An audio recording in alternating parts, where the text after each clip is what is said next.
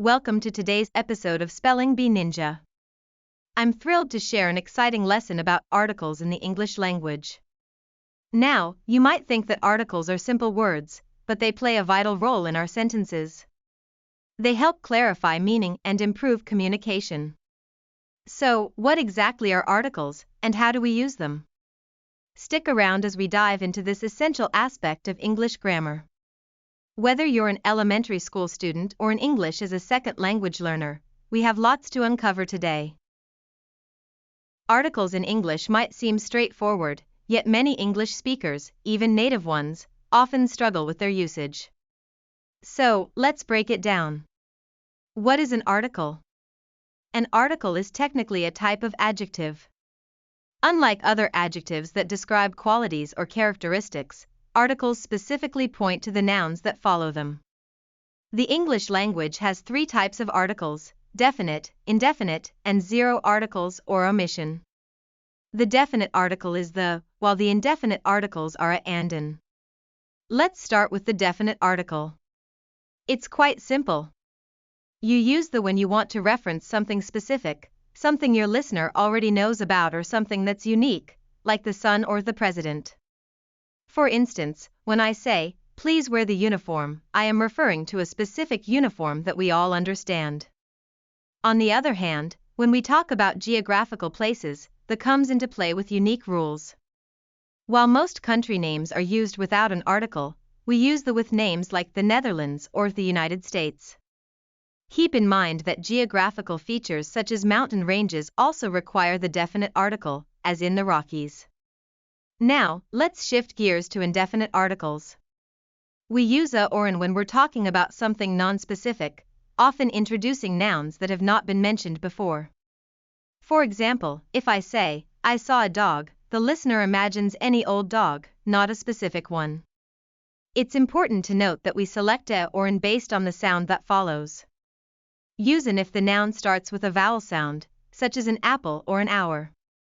Alternatively, we use a with consonants, as in a house. This might seem tricky, but remember that pronunciation helps guide us. Now, let's explore countable and uncountable nouns. Countable nouns can be counted, like cookies, and they require articles: a cookie, 2 cookies. Uncountable nouns, such as water or information, generally do not use articles. However, a few unique uncountable nouns do require them, so always keep an eye out for exceptions. Sometimes, we even omit articles altogether. For example, when we talk about abstract concepts or subjects like math is interesting, we simply skip the article. In addition, adjectives can also modify our nouns. For instance, the beautiful flower or a small cat.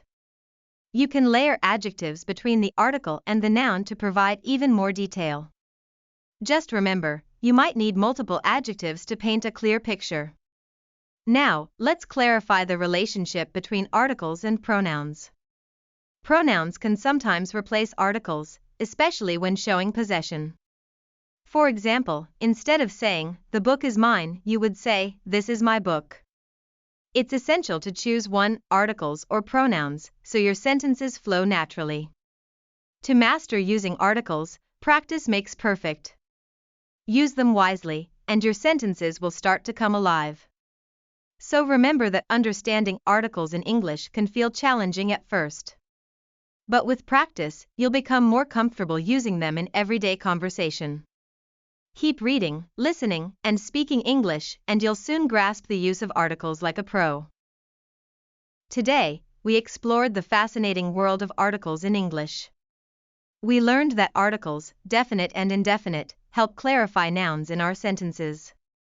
The definite article specifies something unique, while a and an are used for non-specific nouns, depending on their sounds. We also touched on the importance of countable and uncountable nouns, along with how adjectives can modify nouns within our sentences. Remember to practice, and don't be afraid to experiment with using articles in your writing and speaking. You'll get the hang of it with time.